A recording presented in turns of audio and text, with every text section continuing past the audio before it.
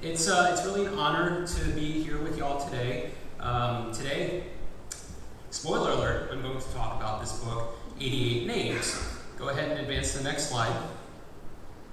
88 Names is a novel written in the year 2020 by award-winning author Matt Ruff, who is arguably best known for his book, Lovecraft Country, a book set in the 1950s that intertwined the real-life horrors of racial prejudice in the United States with supernatural horrors inspired by H.P. Lovecraft, who himself had a bit of a reputation for racial prejudice. Now, you may find this surprising, but I've never actually led a book discussion before, and I probably would never have done so if I wasn't asked, next slide, by my good friend, Jeannie Flowers Bouquet, to lead a discussion about a book that explores the dark side of social media, the dark side of technology, maybe something about the dark side of AI and its effects on society. Next slide. You know, easy stuff, right? Next slide. And I said, sure, I got this. I mean, how hard could this be? Next slide. Well, on the left, this is me when I agreed to doing the talk, and on the right, this is me when I realized, man, I've actually got to read this damn thing. Next slide. See, I'm not really much of an avid reader. Next slide. I'm more of a visual guy. I have generally preferred big, heavy, oversized coffee table books with pictures that take up the whole page. Next slide. And yes, long before I was invited to do this, I actually did read Matt Ruff's previous book, Lovecraft Country, after I happened to notice its interesting cover when I was wandering amongst the shelves of the Barnes & Noble store in West Ashley near Charleston. And I thought, I don't know anything about this book. I don't know anything about this Matt Ruff character, but hey, I find Lovecraftian horror kind of interesting, so let's go for it. And I was hooked. I mean, this was a really, really good book. A captivating first act that forces you to empathize with the plight of its protagonists. Like any good story, it's got good setups and strong payoffs. Go on to the next slide. And after I'd finished reading it, I was not at all surprised to find out that it was going to be made into a TV series. HBO was going to make a TV series based on the book. I think much of it was filmed in Georgia, actually. Next slide. Now, I watched a few episodes and eventually lost interest. Maybe because, and perhaps ironically, maybe because I preferred the visuals that I conjured in my own mind over those that HBO came up with. Next slide. Well, despite giving up on the TV series, Lovecraft Country, I still cherish and recommend the book to anyone who likes to read. Next slide. And I'd still recommend it to anyone who probably doesn't like to read much. Next slide. But anyway, we're here to talk about this book, 88 Names. I discovered the existence of this book shortly before HBO was about to broadcast its adaptation of Lovecraft Country in the summer of 2020. I saw the book on Amazon, and I forget how I stumbled upon it, but I saw it on Amazon, and I was like, hey, I read that guy's other book, and I liked it. I bet his new book will be just as good. So I bought it right as the pandemic was in maximum effect, when I was also getting busy with other things. I was ramping up my responsibilities as a newly minted department chair, and perhaps like most of us during the pandemic, I found myself watching a lot of television and not doing a whole lot of reading for pleasure. So, next slide. I just kind of forgot about it. Until a few months ago, next slide, when this happened. And so, Jeannie Flowers Bouquet, you didn't know it at the time, but you gave me a reason, next slide, a reason to finally dust off this 88 Names book and read the thing. Next slide. All right, so what is this book about? And hopefully I can tell you without spoilers for those of you who haven't had a chance to read the whole thing. Next slide. Well, before we get into some of the narrative details, I'll first mention that this is a book that'll get you thinking about how people's identities can change depending on the context. And as you make your way through the book, you'll be thinking, who is this person? And you'll probably have these thoughts about nearly every character in the book. Next slide. So, while the backdrop of a story that takes place in a universe that's not unlike our own, but say takes place about 20 years from now, okay? Things are going to be largely familiar, but maybe technology is a bit more advanced than it is now. So, despite that backdrop, if there's a major theme to this book, it's really a story about the exploration of identity and authenticity. Next slide. And for that matter, perhaps a lack of authenticity. Who's heard of ChatGPT? A few of you, okay? Put your hands down. Of those who've heard of it, how many have used it even once? My good friend Kim Kelly there. Okay. The rest of you, try it out. Try it out. Don't be afraid. It's not going to launch any missiles. Nobody's going to die as a result of using ChatGPT. Just poke around with it. Ask it a few questions. Have a chat with it, as it were. But anyway, lack of authenticity, which in the age of ChatGPT and AI-based tools for generating content, we're often left wondering if what people are saying or writing is really from their own authentic voice, or is what people are writing these days just a recycling or retread of ideas that others have come up with. Now, this book really isn't about AI. I mean, there's a couple AI things in it, but this book was published a couple years before ChatGPT became a nearly household word. But because the book does explore themes of authenticity, I thought it might be appropriate, or at least fun, to use some generative AI tools in preparation for this talk. Next slide. Such as, and I'm not expecting anybody to have heard of these, but Stable Diffusion, or Meta AI. Now, how many of you use Facebook or Instagram? Okay, parent company is Meta. Meta has their own tool for generating images from a prompt, just a simple text prompt, okay, from user-supplied prompts. So I would use these tools for the purpose of today's talk to provide some visual context and hopefully somewhat helpful context to a synopsis of the book's plot and its main characters. And know the fact that I'm using these images has nothing to do with my general affinity for books with pictures. Well, not necessarily anyway. But it's worth mentioning that all of these AI-generated images that you're going to see are really just clever syntheses or composites of content that these AI models are trained on. So with that being said, next slide, please. Let's start things off with the main protagonist, John Chu, C-H-U, who runs a business where he and fellow players of these massively multiplayer online role-playing games, also known as MMORPGs for short, they've teamed up to act as Sherpas. And you can think of a Sherpa in this context as a paid guide to help a relatively new player of these games navigate the world in which they exist. Now, normally, if you're new to these games, a new player, like you've just signed on, you've gotten an account, and you're about to start playing, you have to start out as a lowly level 1 character who is generally weak and must fight many battles against both weaker and stronger enemies. You're probably going to die and respawn, as they say. You're probably going to die and resurrect yourself a lot, and you'll earn experience points before your character becomes powerful enough for you, the player, to really start having any real fun in the game. In the gaming vernacular, they call this slow, gradual leveling up process grinding. Now, if you've got all the time in the world, or if you really don't care about your responsibilities outside the game, then by all means, grind away. Level up your character and make them as strong and as powerful as possible. But maybe you're a grown-up and you're super busy and you don't have time for all that grinding. Well, if you're a rich person, like this commodities broker named Brad, who we meet in the very first chapter. Minor character, that's why he doesn't get his own image.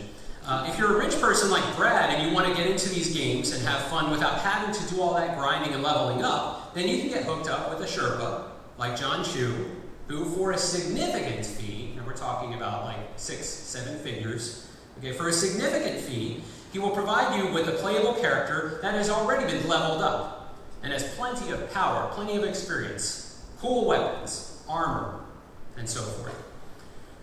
So in chapter 1 of 88 Names, we are dropped right into the thick of the action with Brad, one of these random rich guys, who has already teamed up with John Chu, the Sherpa, who has a team of experienced players to come along for the ride to ensure that the person who has paid a handsome fee, this massive fee, has a worthwhile gaming experience and is getting their money's worth. John Chu's team includes, next slide, Jolene, who is a quote-unquote tall, fit black woman who works IT for a Colorado law firm. Next slide. We also have Anya, who was an up-and-coming gymnast who, because of an unfortunate accident, has to live her life in an iron lung. And this is Stable Diffusion's interpretation of an iron lung, evidently. But is able to communicate and evidently play these online video games through some sort of advanced brain-computer interface. Next slide. And we also have Ray Nelson, who is described in the book as a 30-something white guy with a medium build, brown eyes, and short black hair. Just a generic-looking 30-something white dude.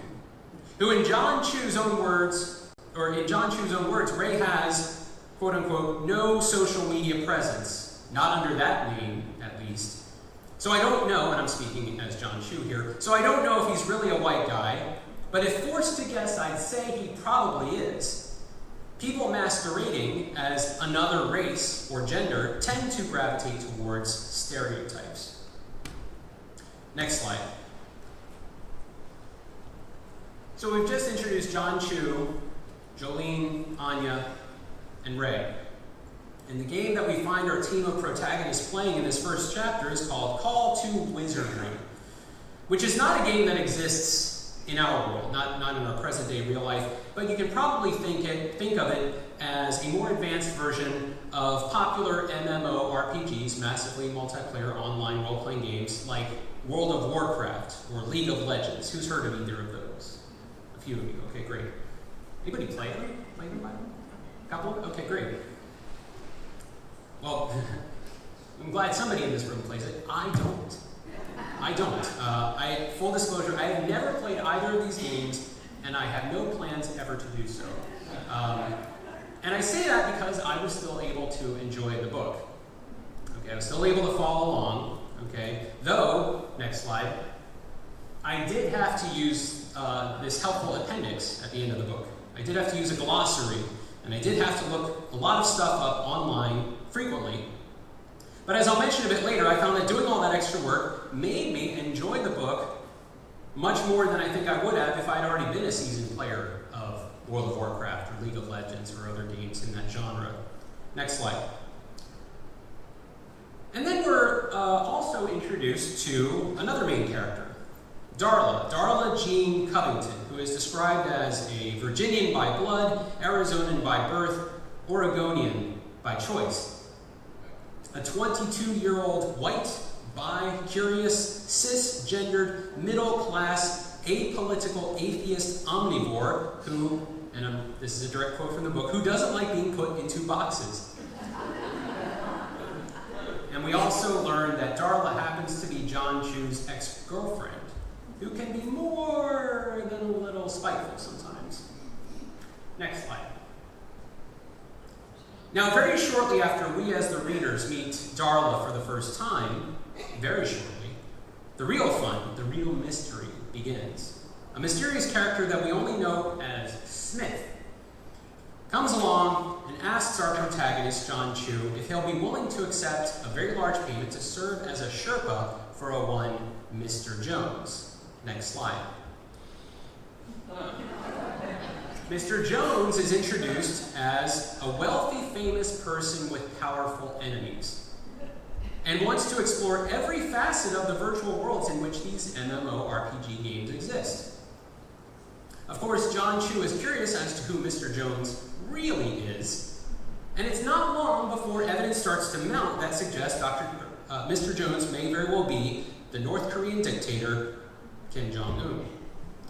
And John Chu believes that Mr. Jones's interests in these MMORPGs have more to do with power and control and propaganda than just being entertained in a video game. Also, I should mention that much of the novel plays out somewhere online, whether directly in one of the many games that are introduced in the book, many role-playing games of varying genres, some graphical, some text-based, or the novel will play out through some sort of online community, like a glorified chat room of sorts. So John Chu, he never sees, I mention this because John Chu never sees the real-life versions of Smith or Mr. Jones. Just their avatars, their graphical in-game representations of themselves. Next slide. Almost immediately after we meet Smith and Mr. Jones, we are then introduced to a mysterious Chinese woman who has been secretly monitoring these initial conversations between Smith and John Chu. And she is offering even more money to John Chu to essentially spy on Mr. Jones, ostensibly on behalf of the People's Republic of China. Next slide.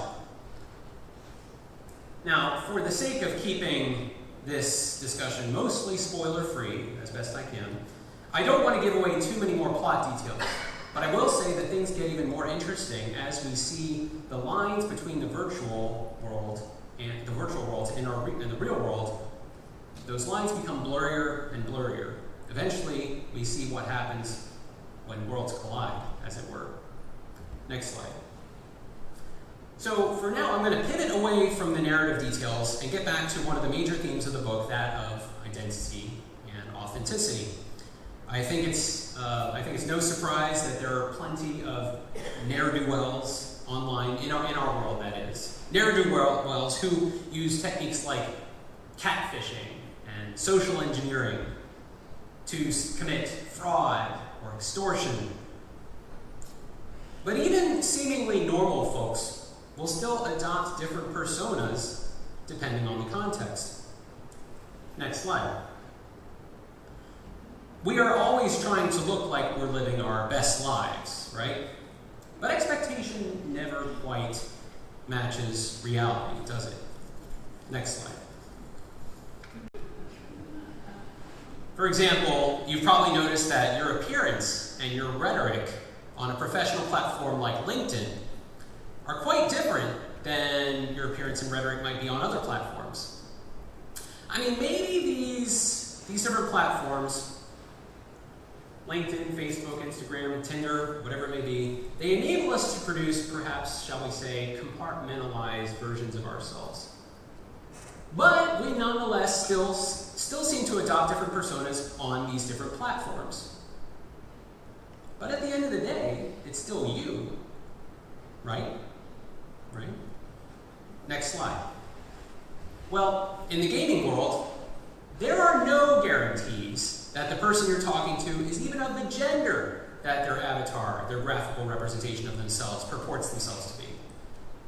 And yet, and again, I think I'm avoiding spoilers here, and yet, as this book seems to suggest, the gaming culture,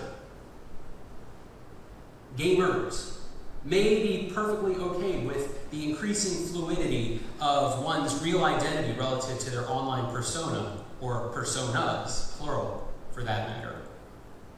Next slide. So, how was I affected by this book? Well, again, I will keep this spoiler-free, as best I can. I'll say that I really liked the book's presentation, the packaging, as it were. I really liked that the author, Matt Ruff, can take mundane details that we might take for granted or even ignore in most books, features that we take for granted, and greatly enrich them, or otherwise make them more contextually relevant. Next slide. For example, rather than each chapter just having a number, a numerical index, or even a chapter title, each chapter in the book starts off with some sort of vocabulary term, along with a definition of some sort. But as you can see here, the definition of the term meet cute, okay, this is not your standard Merriam-Webster dictionary definition. This comes from a book called The New Devil's Dictionary. By show of hands, anybody ever heard of the New Devil's Dictionary? Yeah? Okay. Well, because I couldn't help myself, I looked online to see if this book, the New Devil's Dictionary, actually exists. Next slide, please. And it does. In fact, I bought myself my own copy of the New Devil's Dictionary just to see if these definitions, like the one you saw for meet cute, actually came from the book. So, I'm going to flip to the M's.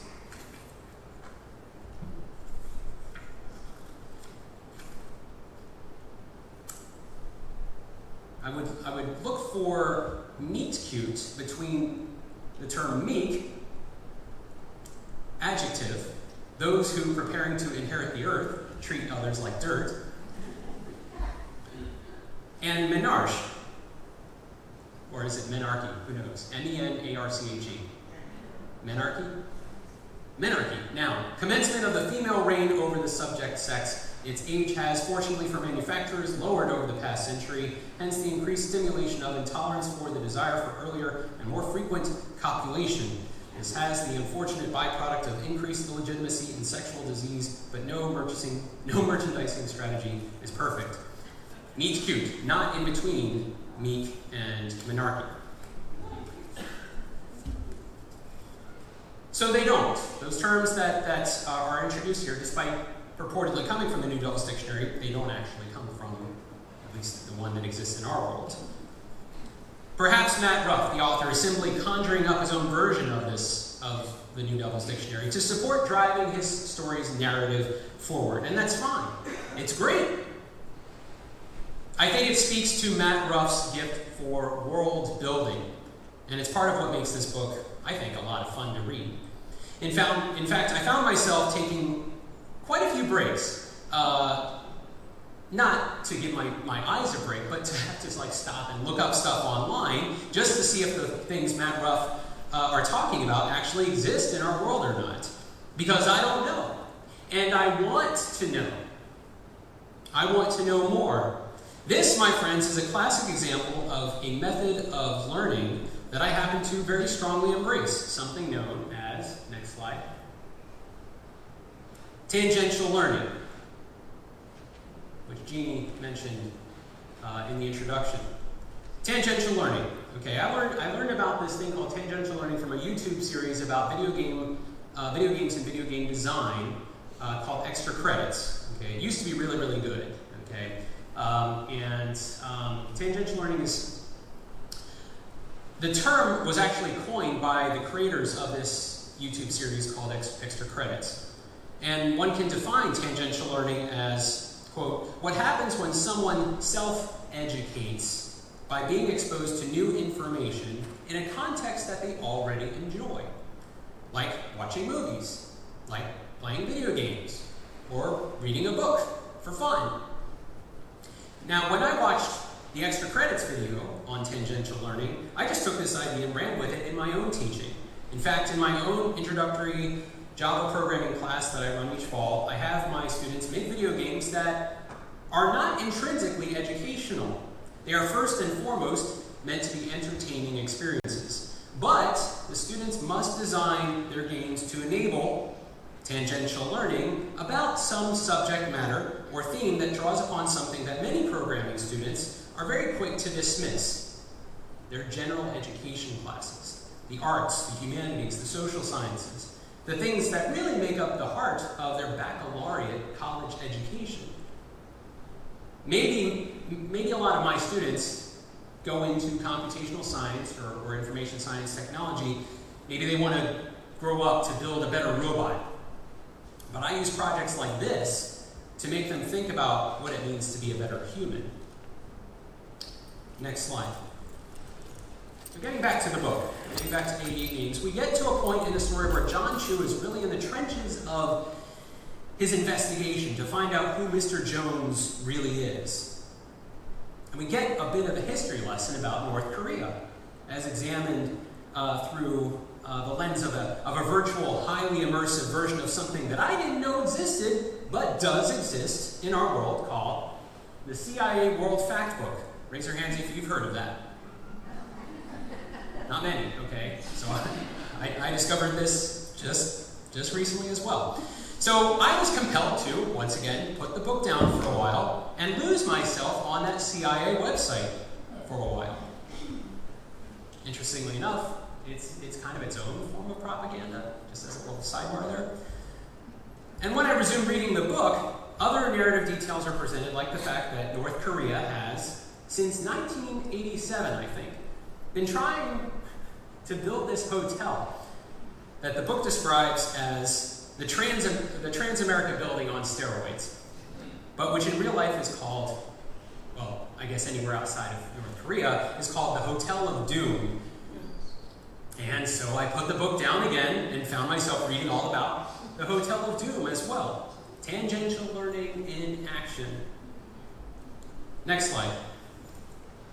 And then we learn in the book that Kim Jong-un's father and predecessor, Kim Jong-il, was at one time North Korea's Minister of Film.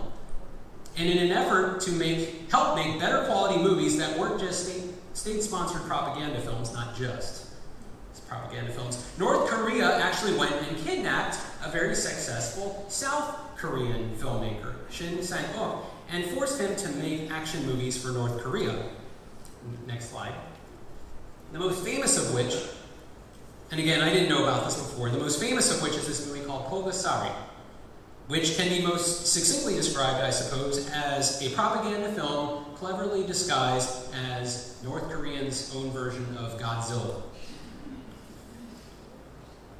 Anyway, it was Matt Ruff's gift for enabling tangential learning that made the experience of reading the book so much richer.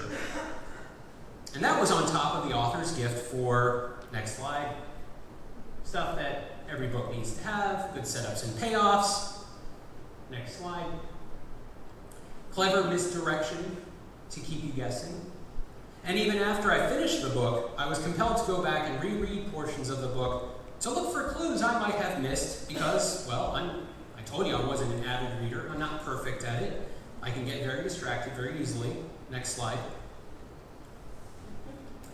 Or maybe details were so subtle that you have to reread it a second time to catch them, much in the same way that I had to watch The Sixth Sense a second and a third and a fourth time to look for all of the instances where the color red was used to signal the real twist of the story. I won't say anything more than that because, Sixth Sense has been around for a while now, but if you still haven't seen it, watch it, and I don't want to spoil the ending for you. But just as The Sixth Sense was a great movie, I think 88 Names is a great novel. Next slide. And for those of you who are into this kind of thing, I think it makes for a great audiobook as well. Next slide. I liked 88 Names enough that I think I'll want to keep reading more of Matt Ruff's work, and I think my next book of his that I'll read will be his recently published sequel to Lovecraft Country called The Destroyer of Worlds. I might even reread Lovecraft Country to properly immerse myself in that world again. Next slide.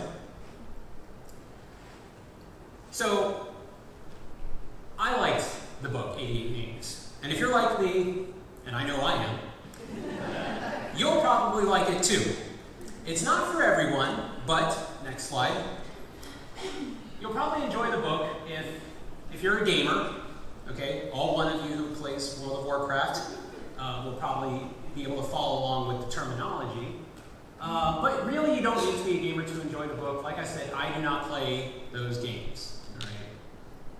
I'm more of a retro gamer. Occasionally, I'll play like a modern first-person action game, but gaming is a very solitary experience for me, and I prefer it that way.